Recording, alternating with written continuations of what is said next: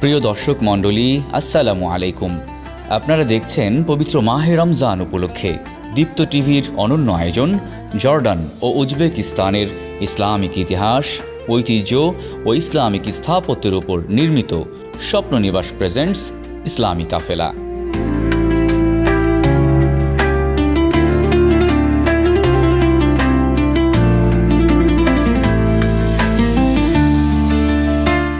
সুপ্রিয় দর্শক, এখন আমরা রয়েছি মিশরের অন্যতম শাসক আল মালিক আল-জাহের সাইফুদ্দিন বারকুকের মাকবারায়।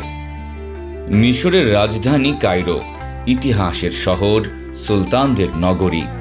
এখানেই এক দাস বালক ইতিহাসের সিংহাসনে বসেছিলেন। তার নাম সাইফুদ্দিন বারকুক।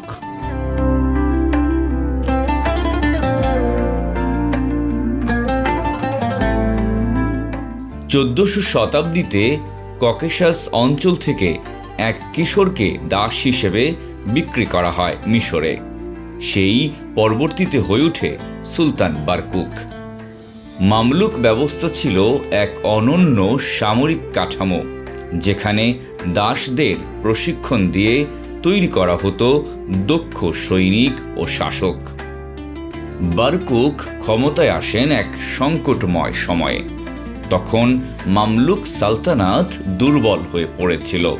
অভ্যন্তরীণ দ্বন্দ্ব ও ষড়যন্ত্রে রাজনীতি ছিল অস্থির। 1382 খ্রিস্টাব্দে বারকুক সিংহাসনে আরোহণ করেন এবং প্রতিষ্ঠা করেন বুর্জি বা সার্কাসিয়ান মামলুক শাসন ব্যবস্থা।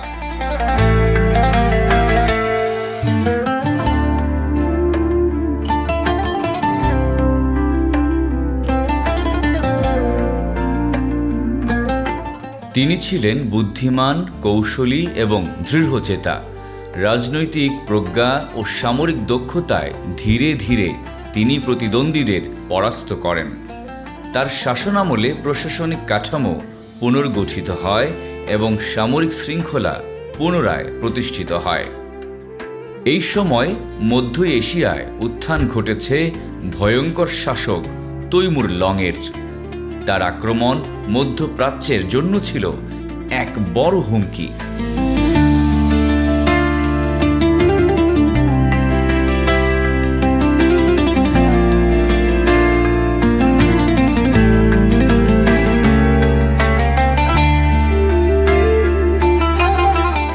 বারকুক কূটনৈতিক ও সামরিক প্রস্তুতির মাধ্যমে মিশরকে রক্ষা করেন সম্ভাব্য বিপর্যয় থেকে।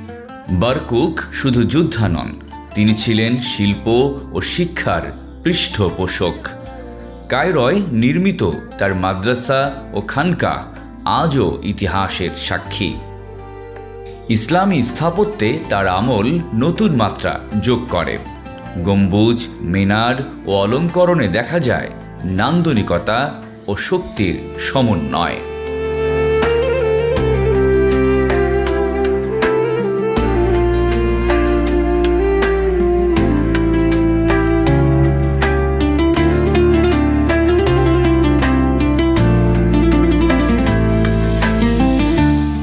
কায়রোর উত্তরের ঐতিহাসিক সিটি অব দ্য ডেডে দাঁড়িয়ে আছে এক গম্ভীর রাজকীয় স্থাপত্য, সুলতান সাইফুদ্দিন বারকুক এর মাকবারা।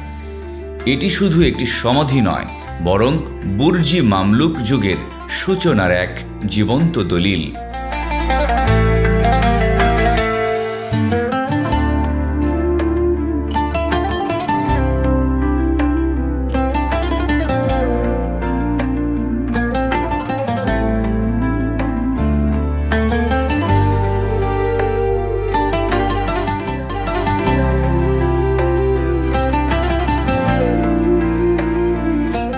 সুলতান বারকুক 1399 খ্রিস্টাব্দে ইন্তেকাল করেন।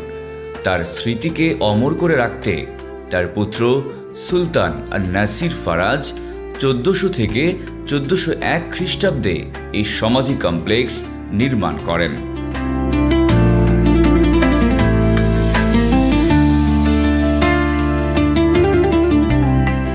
এটি নির্মিত হয় এমন এক সময়ে যখন মামলুক স্থাপত্য শিল্প ও সৌন্দর্যে এক নতুন উচ্চতায় পৌঁছাচ্ছিল।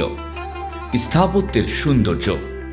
মাকবারাটির দিকে তাকালে প্রথমেই চোখে পড়ে বিশাল পাথরের গম্বুজ, সুউচ্চ মিনার, সূক্ষ্ম মার্বেল কারুকাজ, জ্যামিতিক অলঙ্করণ ও আরবি ক্যালিগ্রাফি। ভেতরে রয়েছে প্রশস্ত নামাজ ঘর, মেহরাব ও খচিত দেয়াল। আলো ও ছায়ার খেলা গম্বুজের নিচে এক অপূর্ব আধ্যাত্মিক পরিবেশ সৃষ্টি করে। এটি কেবল একটি কবরস্থান নয়, বরং একটি সমন্বিত ধর্মীয় ও সামাজিক কেন্দ্র ছিল। এতে অন্তর্ভুক্ত ছিল মসজিদ, মাদ্রাসা, খানকাহ, আঙিনা ও আবাসিক অংশ। এভাবে বারকুকের মাকবারা ধর্ম, শিক্ষা ও সমাজ কল্যাণের কেন্দ্র হিসেবে ভূমিকা রাখত।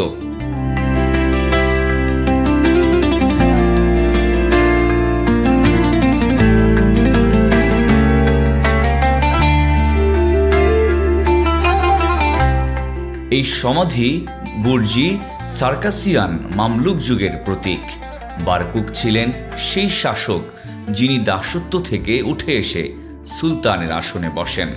তার মাকবারা যেন সেই সংগ্রামের নীরব স্মারক। আজও কায়রোর মরু প্রান্তে দাঁড়িয়ে থাকা এই স্থাপনা আমাদের মনে করিয়ে দেয়, ক্ষমতা ক্ষণস্থায়ী, কিন্তু জ্ঞান, শিল্প ও স্থাপত্য হয়ে ওঠে চিরস্থায়ী।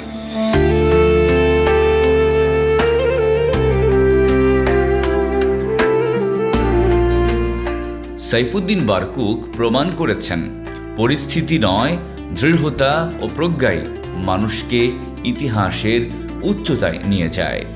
কায়রোর মিনার আজও যেন সাক্ষ্য দেয়, এক দাস বালকও হতে পারে সাম্রাজ্যের সুলতান।